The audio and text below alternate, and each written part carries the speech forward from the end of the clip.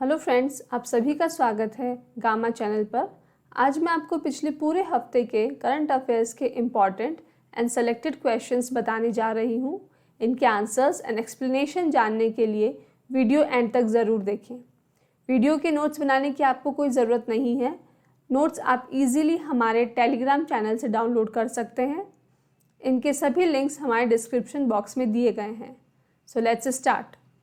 Let's see the first question of the week. इनमें से किसकी बर्थ एनिवर्सरी को पराक्रम दिवस के रूप में मनाया जाता है on 23 January? The answer is B, Subhash Chandra Bose.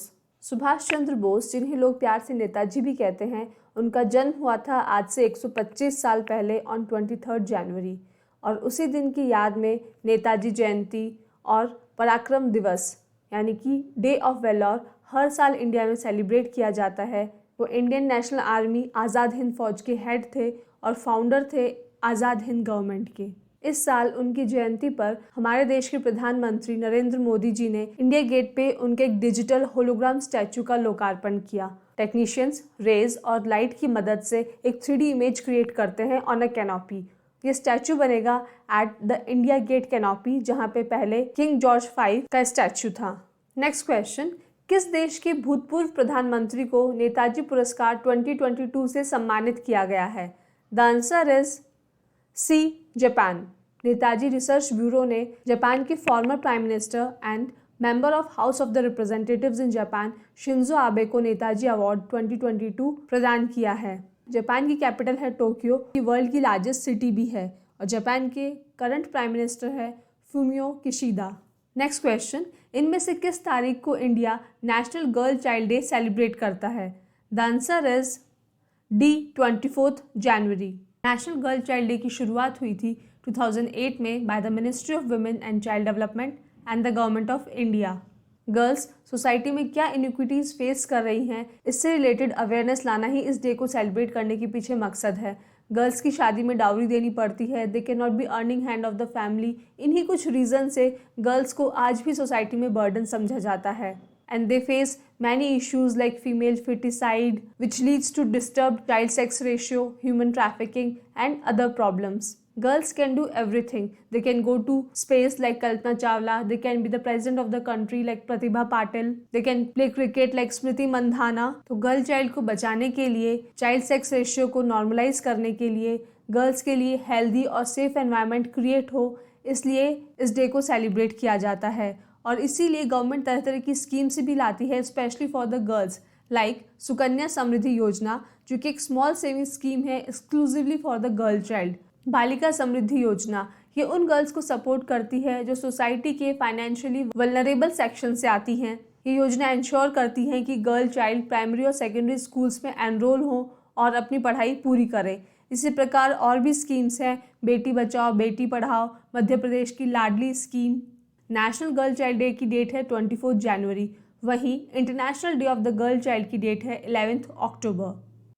Dear students, अगर सभी एग्जाम रिलेटेड कंटेंट आप एक ही चैनल पर चाहते हो तो अभी इस चैनल को सब्सक्राइब करें और बेल आइकन को प्रेस करें।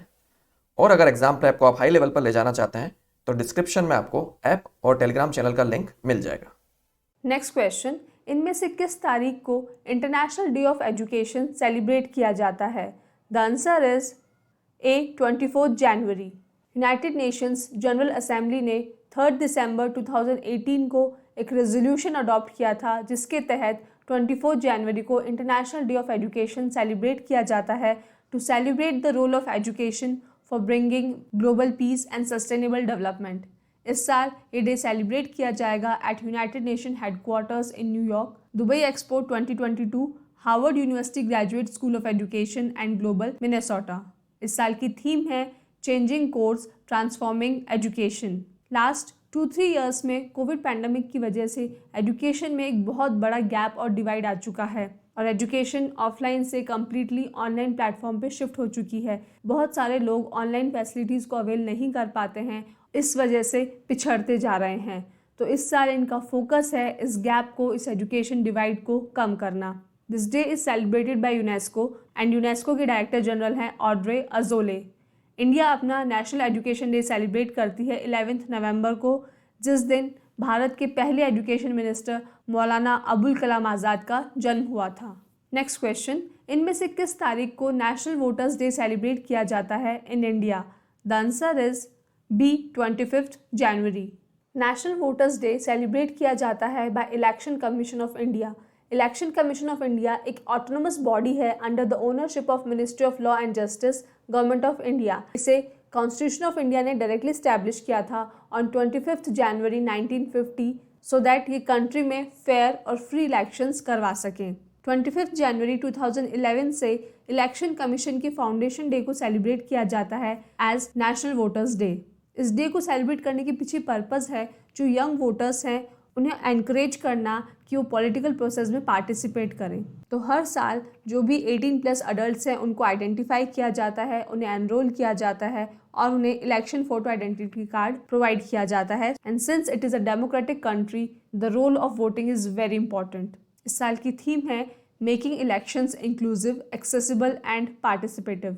नेक्स्ट क्वेश्चन, इनमें से किस तारीख को नेशनल टूरिज्म डे सेलिब्रेट किया जाता है in India? The answer is D 25 जनवरी। We all know India is a large and diverse country. यहाँ पे टूरिज्म का हर तरह का स्पॉट है। There are mountains, there are plains, plateaus, oceans, rivers, waterfalls, greenery, forest and that is the reason why India is one of the favourite tourist destination of all. 1958 में government ने भी tourism की importance को समझा और एक separate tourism department को create किया जिसका पर्पज़ है नेशनल हेरिटेज को प्रिजर्व करना, उनकी ब्यूटी को इंटैक्ट रखना और उन जगहों को टूरिस्ट फ्रेंडली बनाना। टूरिस्ट फ्रेंडली डेस्टिनेशंस का मतलब है उन डेस्टिनेशंस पे प्रॉपर होटल्स हों, रेस्टोरेंट्स हों, गाइड फैसिलिटी हो, ट्रांसपोर्टेशन फैसिलिटी हो, सो दैट टूरिस्ट को किसी भी तरह की प्रॉब्लम फेस ना करना पड़े। साथ ही लोगों को भी ये समझाना होगा कि they should not harass, misbehave और misguide them because they are important source of foreign exchange in India. And इससे कंट्री और उस कंट्री के लोगों की एक रेपुटेशन भी बिल्ड होती है फॉरेन कंट्रीज में। इस साल की थीम है rural and community centric tourism. That means tourism को अब रूरल एरियाज और कम्युनिटी एरियाज तक भी ले जाना है। नेक्स्ट क्वेश्चन, इनमें से कौन सी कंट्री 2021 में pickle king of the world बनकर उभरा है? The answer is B India, दुनिया का अचार राजा।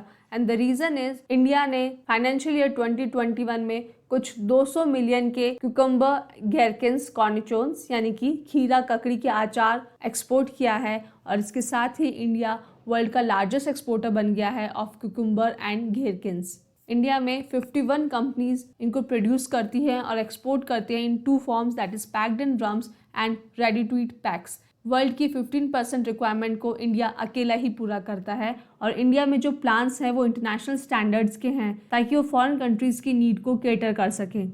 इंडिया में कर्नाटका, तमिलनाडु, आंध्र प्रदेश एंड तेलंगाना इन पिकल्ड क्यूकम्बर्स को प्रोसेस और एक्सपोर्ट करते हैं। इनकी डिमांड है USA, France, Japan, South Korea, Canada, Israel and Germany में।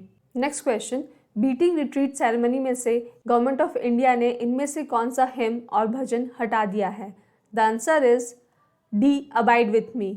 अबाइड विथ मी एक क्रिश्चियन सॉन्ग है जिसे लिखा था हेनरी फ्रांसिस लाइट ने और इसे गाया है ऑड्रे असाड ने। इसका मतलब है स्पीकर ईश्वर से प्रार्थना कर रहा है कि आप मेरे साथ रहें और ये धुन अपनी सिंप्लिसिटी और सॉम्ब्रनेस की वजह से फेमस है। कहा जाता है कि गांधी जी की फेवरेट है। इस सॉन्ग को English composer William Henry monk की इवोकेटिव ट्यून इवेंटाइड पे गाया जाता है। रिपब्लिक डे 26 जनवरी के 3 दिन बाद बीटिंग रिट्रीट सेरेमनी होती है on 29 January at Raisina Hill near Vijay Chowk. इस दिन फ्लैग को उतारा जाता है और various songs like Allama Iqbal Saare Jahan Se Achha, national anthem और अबाइड विथ मी को ब्रास बैंड्स प्ले करते हैं just before the flag is brought down. इस सॉन्ग को अब रिप्लेस कर दिया गया है बाय द सॉन्ग ए मेरे वतन के लोगों, जिसे कवि प्रदीप ने लिखा था ड्यूरिंग साइनो इंडियन वॉर। इसे कंपोज किया है सी रामचंद्रा ने और इसे गाया है लता मंगेशकर ने। नेक्स्ट क्वेश्चन, अमर जवान ज्योति फ्लेम को इनमें से किस मेमोरियल के साथ मर्ज कर दिया गया है in 2022? The answer is C National War Memorial. Indo Pakistan war 1971 में जो देश के जवान शहीद हो गए थे उनको ऑनर करने के लिए, उन्हें ट्रिब्यूट पे करने के लिए अमर जवान ज्योति को कंस्ट्रक्ट किया था ऑन 26 जनवरी 1972 by the then Prime Minister Mrs Indira Gandhi.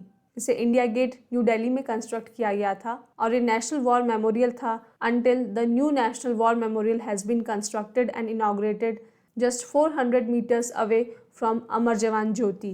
Actually government of India पूरे सेंट्रल विस्टा को रीडेवलप करना चाहती है, जिसका पार्ट है India gate, Amar Jawan Jyoti and national War memorial. इसीलिए प्रधानमंत्री मोदी जी ने 25 फरवरी 2019 में नेशनल वॉर मेमोरियल का लोकार्पण किया था एंड नाउ ऑन 21 जनवरी 2022 अमर जवान ज्योति की फ्लेम को नेशनल वॉर मेमोरियल की फ्लेम के साथ मर्ज कर दिया गया by the integrated defence staff chief air marshal Balbhadra Radhakrishna.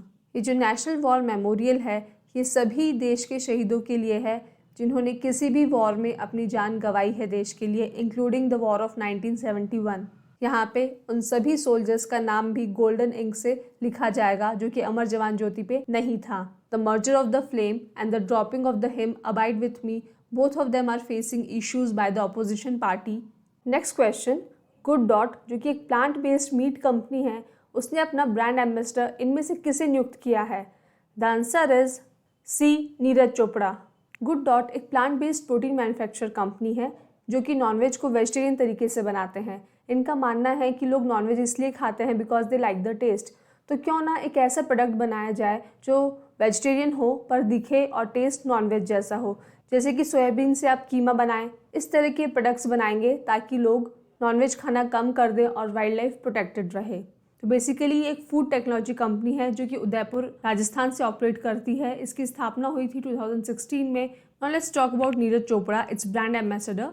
He is the gold medallist of 2020 Tokyo Olympics. वो हरियाणा से है और Indian track and field athlete है जो कि जैवलिन थ्रो में कॉम्पीट करते हैं। ये इंडिया से ऐसे पहले एथलीट है जिन्होंने IAAF वर्ल्ड अंडर 20 चैंपियनशिप 2016 को जीता है, टोक्यो ओलंपिक्स 2020 में गोल्ड मेडल जीता है एंड एज ऑफ 2021 इंडिया से अभी तक सिर्फ 2 ही इंडियंस हैं जिन्होंने इंडिविजुअल गेम में ओलंपिक गोल्ड मेडल जीता है। The first one was Abhinav Bindra and second one is Neeraj Chopra. इन्हें रिसेंटली 26 जनवरी 2020 को परम विशिष्ट सेवा मेडल मिला है by the president Ramnath Kovind. Next question, 25 जनवरी 2022 को इनमें से कौन सा राज्य अपनी स्टेटहुड डे का गोल्डन जुबली सेलिब्रेट करने जा रहा है? The answer is A, Himachal Pradesh. Himachal Pradesh northern part of India में आता है। इसको Devbhoomi, land of God, Veer Bhoomi, land of braves भी कहा जाता है। 1966 में पंजाब के कुछ एरियाज़ को मर्ज करके हिमाचल प्रदेश को क्रिएट किया था as a full state in 1971। 2016 में इसे इंडिया की second open defecation free state घोषित कर दिया गया और 2017 की स्टडीज़ के according Himachal Pradesh is the least corrupt state in India. Himachal Pradesh की चीफ मिनिस्टर है जयराम ठाकुर और वहाँ की कैपिटल है शिमला। नेक्स्ट क्वेश्चन, इनमें से किस राज्य या यूनियन टेरिटरी ने national women's ice hockey championship 2020 को जीता है? The answer is C, Ladakh. आप लोगों ने नॉर्मल हॉकी सुना होगा जिसमें लोग हॉकी से नॉर्मल ग्राउंड पे कॉम्पीट करते हैं, but ice hockey is a game जिसमें जो प्लेयर्स हैं वो स्केट्स पहन करके आइस रिंक पे कॉम्पीट करते हैं। इसमें जनरली एक टीम में 6 प्लेयर्स होते हैं और उनका ऑब्जेक्ट वही रहता है गोल लाइन को पास करते हुए नेट में गोल करना है। 9th national women's ice hockey championship हुई थी हिमाचल प्रदेश के काजा एरिया में फ्रॉम 15 जनवरी टू 21 जनवरी और इस चैंपियनशिप को जीता है लद्दाख ने। इसमें 6 टीम्स ने पार्टिसिपेट किया था which are Delhi, Ladakh, Himachal Pradesh, Chandigarh, Telangana and Indo Tibetan border police. Next question, इनमें से कौन इंडिया से first united nation development programme UNDP के यूथ क्लाइमेट चैंपियन बने हैं? The answer is B, Prajakta Koli. Prajakta Koli एक यूट्यूबर है, उनका कॉमेडी यूट्यूब चैनल है जिसका नाम है मोस्टली सेन, जिसकी स्थापना हुई थी 2015 में। उन्हें ये टाइटल मिला है for her contribution towards mental health, women's right and girl child education. With this title of youth climate champion she has the responsibility to interact with the young generation और उनकी अवेयरनेस को बढ़ाना होगा towards climate crisis, global warming, biodiversity loss and their impacts. She is also the global ambassador for YouTube's creators for change initiative. UNDP united nation की largest development aid agency है जो कि countries को help करती है to eliminate poverty and achieve sustainable economic growth and human development. इसकी स्थापना हुई थी 22 नवंबर 1965 को। इसके हेडक्वार्टर्स हैं न्यूयॉर्क सिटी में और इसके चेयरमैन हैं अशिम स्टीनर। नेक्स्ट क्वेश्चन, इनमें से किस फिल्म को 20th Dhaka international film festival में एशियन फिल्म कंपटीशन सेक्शन में बेस्ट फिल्म का अवार्ड मिला है? The answer is A Koozhangal. Koozhangal is a Indian movie जिसे डायरेक्ट किया है PS विनोद राज ने और ये अवार्ड दिया है बांग्लादेश के information and broadcasting minister Hasan Mahmud ने at the national museum auditorium in Dhaka. Dhaka international film festival DIFF 2 साल में एक बार होता है। ये स्टार्ट हुआ था 1992 से और एशियन कंट्रीज के हर सिनेमा को इंट्रोड्यूस करता है to their local film makers so that they are also encouraged. Next question, हाल ही में हरियाणा और हिमाचल प्रदेश की गवर्नमेंट ने मिलकर एक डैम बिल्ड करने का डिसाइड किया है। ये डैम कौन सी रिवर पे बनने जा रहा है? The answer is D Saraswati. Haryana के नॉर्दर्न एरिया में यमुनानगर डिस्ट्रिक्ट है और वहाँ पे हिमालयाज की शिवलिक हिल्स हैं जिनके फुट हिल्स पे सरस्वती नदी का उद्गम तीर्थ है जिसे आदि बद्री भी कहते हैं। ये एक टूरिस्ट साइट है और गवर्नमेंट यहीं पे आदि बद्री डैम बनाने जा रही है। ये डैम बनने से ये रिवर रिजुविनेट होगी। यहाँ पे जो फ्लड सिचुएशंस क्रिएट हो जाती है ड्यू टू हैवी रेनफॉल वो सॉल्व हो जाएगी। इसके पास में एक लेक बनेगा जो कि टूरिज्म को प्रमोट करेगा और ये जो वाटर है this will help for the irrigation as well as drinking purpose in both the states. Haryana के चीफ मिनिस्टर है मनोहर लाल खट्टर और हिमाचल प्रदेश के चीफ मिनिस्टर है Jairam Thakur. Next question, India इस साल अपना कौन सा रिपब्लिक डे सेलिब्रेट करने जा रहा है? The answer is B 73rd। 26 जनवरी को इंडिया अपना रिपब्लिक डे सेलिब्रेट करता है। There are various reasons. First is इस डेट को इंडियन नेशनल कांग्रेस ने पूर्ण स्वराज यानी कि कंप्लीट इंडिपेंडेंस की डिमांड की थी फ्रॉम द ब्रिटिश डोमिनियन। इसी दिन 1950 में इंडिया का constitution came into the effect under the leadership of doctor BR Ambedkar. 26 जनवरी 1965 को हिंदी को इंडिया की ऑफिशियल लैंग्वेज डिक्लेयर कर दिया गया था। रिपब्लिक डे का मेन सेलिब्रेशन होता है न्यू दिल्ली में राजपथ पे before the president of India Ramnath Kovind जो कि इंडियन आर्म्ड फोर्सेस के कमांडर इन चीफ भी हैं। इस बार बहुत सी नई चीज़ें हुई। The first thing was biggest fly past हुआ है इस साल। तीनों सर्विसेज के 75 एयरक्राफ्ट्स ने मिलकर फ्लाई पास्ट किया। इस साल जो परेड थी यूजुअल टाइम से हाफ एन आवर देर से शुरू हुई because of low visibility and fog. Covid protocols की वजह से लिमिटेड नंबर ऑफ गेस्ट को एंट्री दी गई। इसी दिन इंडिया अपने हाईएस्ट गैलेंट्री अवार्ड्स लाइक परम चक्र, परमवीर चक्र, अशोक चक्र, सेना मेडल वगैरह अनाउंस करती है और पद्म अवार्ड्स भी अनाउंस करती है। 29 जनवरी को बीटिंग रिट्रीट सेरेमनी होती है at Raisina Hill near Vijay Chowk. तो इस बार इस सेरेमनी में 1000 इंडिजिनियसली मैन्युफैक्चर्ड ड्रोन्स का ड्रोन शो होगा। Next question, what is the name of India's first women Rafale fighter jet pilot? The answer is A Shivangi Singh. Shivangi Singh Varanasi से है और वो इंडिया की पहली women Rafale fighter jet pilot बनी है and second women fighter jet pilot है जो कि रिपब्लिक डे में पार्टिसिपेट करेंगे as part of Indian air force tableau. She is also part of Indian air force golden arrow squadron based out of Ambala in Punjab. Republic day parade में जो इस साल Indian air force की झांकी है उसकी थीम है Indian air force transforming for the future. इसमें अब तक के जो मेजर फाइटर जेट्स हैं उनका डिस्प्ले किया गया है like scale down models of Rafale fighter jet, indigenously developed light combat helicopter LCH, 3D surveillance radar Ashlesha MK1, scale down model of MiG-21 aircraft and India's first indigenously developed aircraft GNAT. Last year, Flight Lieutenant Bhavna Kant was the first female fighter jet pilot to be part of the Indian Air Force Tableau. आपने देखा होगा parade में अलग अलग झांकी होती है, उसी को टैब्लो कहा जाता है। नेक्स्ट क्वेश्चन, फुलरटन इंडिया ने इनमें से किस कंपनी के साथ पार्टनरशिप की है to provide lending products to merchant partners and consumers? The answer is C 197 Communications. 197 Communications is the parent company of Paytm. Fullerton और 197 Communications दोनों मिलकर मर्चेंट पार्टनर्स और कंज्यूमर्स को लैंडिंग प्रोडक्ट्स प्रोवाइड करेंगे। कंज्यूमर्स का risk assessment करेगी Fullerton company और उनको पेटीएम पोस्टपेड और बाय नाउ पे लेटर जैसे प्रोडक्ट्स प्रोवाइड करेंगी 197 Communications. This is a massive opportunity for the merchants of small cities and towns because consumer credit बहुत एक्सपोनेंशियली ग्रो हो रहा है through products like Paytm postpaid and personal loans. Fullerton India के CEO and MD है शांतनु मित्रा और Paytm landing के CEO हैं Bhavesh Gupta.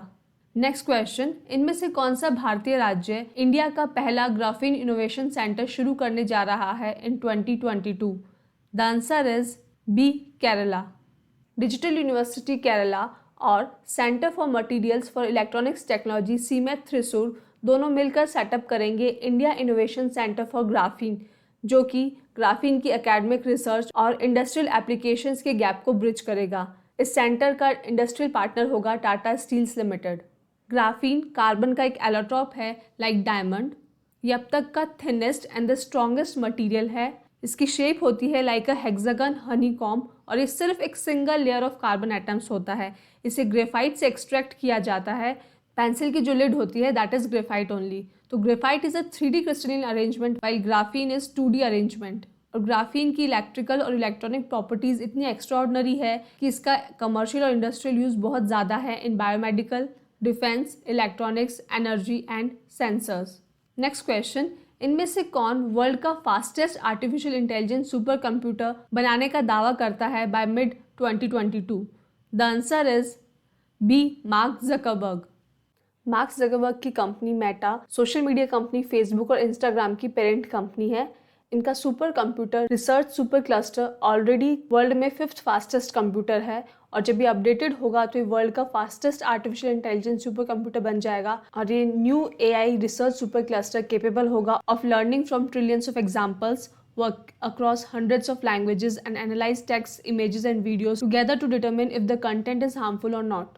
Mark Zuckerberg एक मेटावर्स कॉन्सेप्ट की बात करते हैं। It is a virtual environment जहाँ पे लोग एक्सेस कर सकेंगे through their devices and they will be able to work, play and socialise there.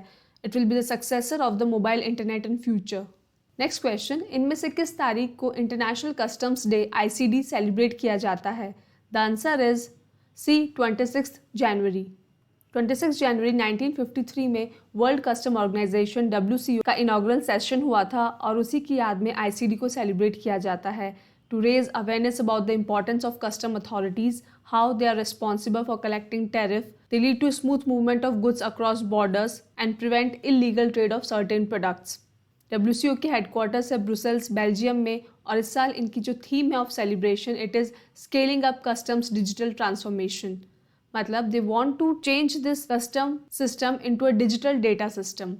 Next question, इनमें से कौन सी कंपनी ने वर्ल्ड्स मोस्ट वैल्यूएबल ब्रांड का टाइटल रिटेन किया है in the year 2022? The answer is A, Apple. Apple INC American multinational technology company है जो कि स्पेशलाइज करती है consumer electronics, software and online services में। It is the largest information technology company by revenue, world's most valuable company, 4th largest personal computer vendor by unit sales, 2nd largest mobile manufacturer and the first company to reach $3 trillion market valuation. तो last year भी Apple was the most valuable brand और इस साल भी इसने अपना ये title retain किया है। एप्पल की स्थापना हुई थी 1 अप्रैल 1976 को by Steve Jobs, Steve Wozniak and Ronald Wayne. इसके हेडक्वार्टर्स है कपर्टिनो, कैलिफोर्निया में इन यूनाइटेड स्टेट्स। इसके प्रेजेंट CEO हैं टिम कुक। एप्पल के प्रोडक्ट्स हैं like iPads, iMac, AirTags, Apple pay services, Apple TV services etcetera. और एप्पल के बाद Amazon and Google are on the 2nd and 3rd position in the most valuable brand list. TikTok has emerged as the world's fastest growing brand. Next question, इनमें से किस state ने 2 अप्रैल 2022 तक 13 new districts create करने का plan किया है?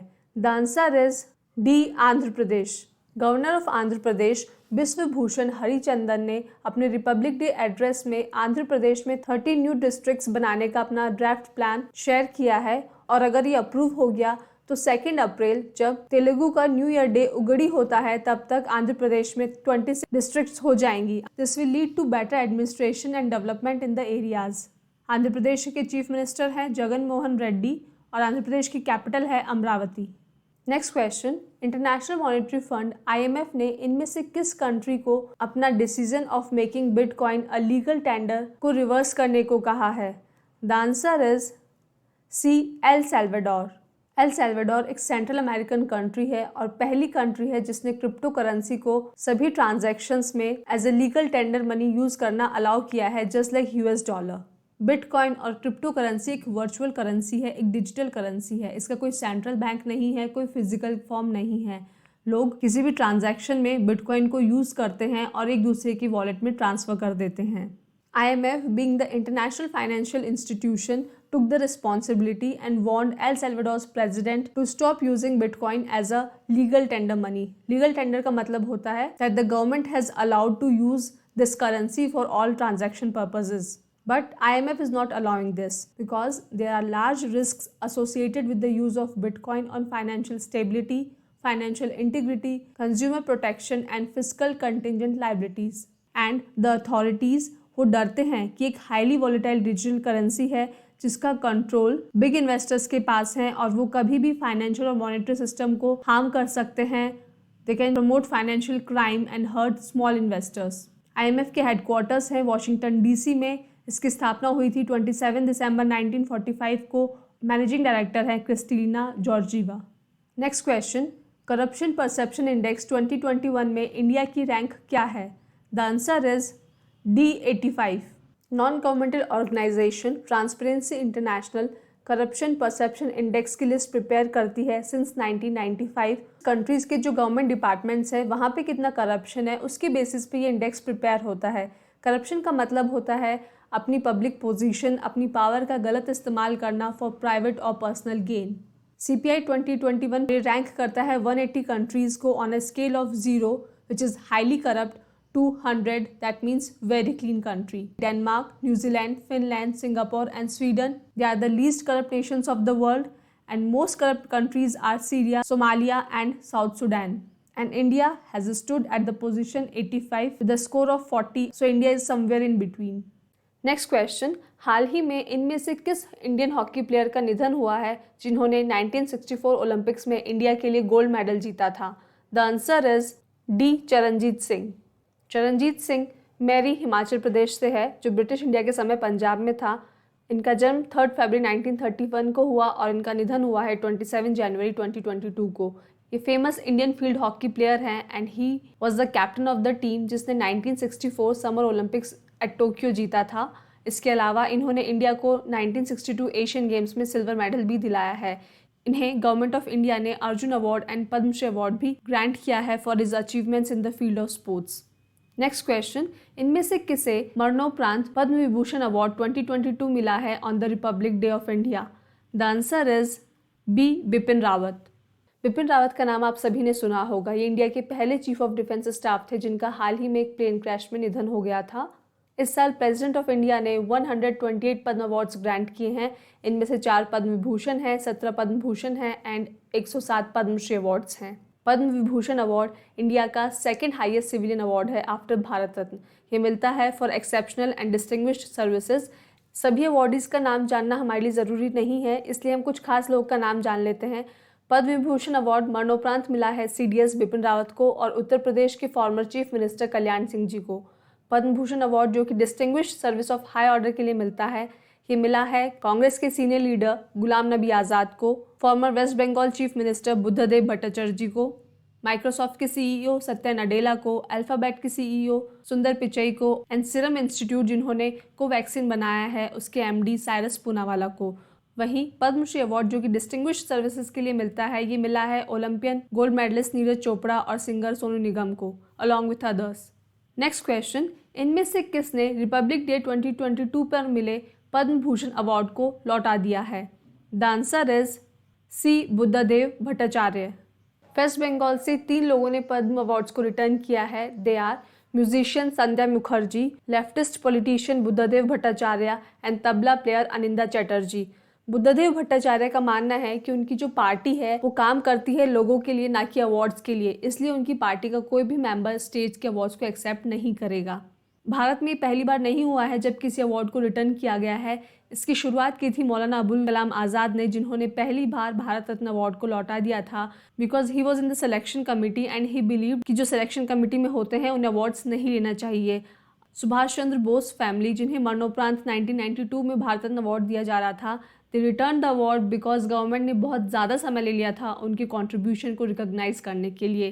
सही समय पे अवार्ड नहीं मिला है या उनके जूनियर्स को पहले अवार्ड मिल गया है या फिर वो गवर्नमेंट के अगेंस्ट है, इन कुछ रीज़न से लोग अवार्ड्स रिटर्न कर देते हैं.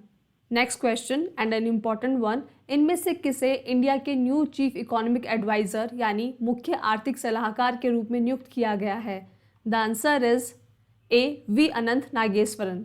चीफ इकोनॉमिक एडवाइजर की पोस्ट इक्विवेलेंट होती है to the secretary of government of India. He is the head of economic division of the department of economic affairs, ministry of finance, government of India. Doctor V Anantha Nageswaran prime minister की economic advisory council के एक part time member हैं और former executive है of Credit Suisse group AG and Julius Baer group. ये replace करेंगे केवी सुब्रमण्यन को। Chief economic adviser की जो नेम्स हैं उनको शॉर्टलिस्ट करती है एक सिलेक्शन कमेटी जिसको हेड करते हैं 15th फाइनेंस कमीशन के chairman N K Singh. Appointment of new chief economic adviser is just before the budget. Next question, इनमें से किसने पहला India central Asian summit 2022 host किया है? The answer is B, Narendra Modi, the prime minister of India. Central Asian summit एक virtual event था जो कि 26 जनवरी को होस्ट किया गया by the prime minister of India. इसमें central Asian countries like Kazakhstan, Kyrgyz public, Tajikistan, Turkmenistan and Uzbekistan के प्रेसिडेंट्स ने पार्टिसिपेट किया था। यहाँ प्रधानमंत्री नरेंद्र मोदी जी ने 3 गोल्स को हाईलाइट किया। They were support of all, development for all, trust of all and efforts for all. ये समिट अपने आप में दर्शाता है कि सेंट्रल एशियन कंट्रीज इनका आपस में कोऑपरेशन और कोऑर्डिनेशन इज़ वेरी इंपॉर्टेंट। इस समिट का फोकस एरियाज थे regional security, Afghanistan issue, trade and connectivity, development partnership, culture and people to people ties. Next question, on the recommendation of RBI, government of India ने इनमें से किस bank के साथ Punjab and Maharashtra cooperative bank का amalgamation allow कर दिया है? The answer is A, unity small finance bank USFB। PMC bank 2009 से कुछ प्रॉब्लम्स फेस कर रहा है। वहाँ की मैनेजमेंट फेल हो गई है in detection of certain incidences of fraud over there. Financial condition is going very bad. पूरा उनका कैपिटल ख़त्म हो चुका है, जो भी उनके डिपॉजिट्स थे उन्होंने वो सब भी ख़त्म कर दिए हैं। USFB बैंक के बारे में हम बात कर चुके हैं। इसे प्रमोट करते हैं Centrum financial services limited along with Bharat Pe, whose parent company is resilient innovation private limited and who is the joint investor in this. USFBL की सभी ब्रांचेज ऑपरेट करेंगी एज PMC बैंक ब्रांचेज और वो टेक ओवर करेंगी PMC bank के सभी assets, liabilities और deposits को। ये अमलगमेशन हुआ है 25 जनवरी 2022 को। नेक्स्ट क्वेश्चन, इनमें से किस तारीख को international holocaust remembrance day celebrate किया जाता है? द आंसर इज सी, 27 जनवरी। होलोकॉस्ट का मतलब होता है विनाश, a situation where things are destroyed, people are killed and looted. International holocaust remembrance day और international day in memory of the victims of the holocaust celebrate किया जाता है उन जूइश और माइनॉरिटी विक्टिम्स की याद में जिनको नाजी जर्मनी गवर्नमेंट ने 1933 एंड 1945 के बीच में मार दिया था। जर्मनी की रेड आर्मी ने ऑश्विट्ज कंसंट्रेशन कैंप को लिबरेट कर दिया था, इसलिए इस डे को 27 जनवरी को सेलिब्रेट किया जाता है। इस साल की थीम है memory, dignity and justice. Let's see the last question of the week. हाल ही में रिलीज हुई book a little book of India celebrating 75 years of independence के लेखक कौन हैं? The answer is A, Ruskin Bond. Ruskin Bond एक Indian author है ऑफ ब्रिटिश डिसेंट। इनकी पहली नावल थी रूम ऑन द रूफ। इन्हें गवर्नमेंट ऑफ इंडिया ने Sahitya academy award, Padma Shri award and Padma Bhushan award से नवाजा है। उन्होंने ये बुक लिखी है as a tribute to India. उन्होंने इंडिया में अपनी लाइफ के 84 ईयर्स गुजारे हैं। उसी दौरान जो उनकी मेमोरीज है, जो उनकी इम्प्रेशंस ऑफ इंडिया, उन्होंने वही सब इस बुक में लिखा है। This book is an amalgamation of the physical and spiritual attributes of India. इस बुक को पब्लिश किया है पेंगुइन रैंडम हाउस इंडिया ने। So that is the end. Students, अगर आपको वीडियो पसंद आए तो लाइक एंड शेयर ज़रूर कीजिएगा। Thank you for watching. तो दोस्तों, अगर आप चाहते हो कि ऐसा ही क्वालिटी कंटेंट आपको मिलता रहे जो हेल्प करे आपको आपकी एग्ज़ाम प्रेप में, तो सर्कल में जो गामा का लोगो दिख रहा है उसको क्लिक करें और चैनल को सब्सक्राइब करें। Thank you.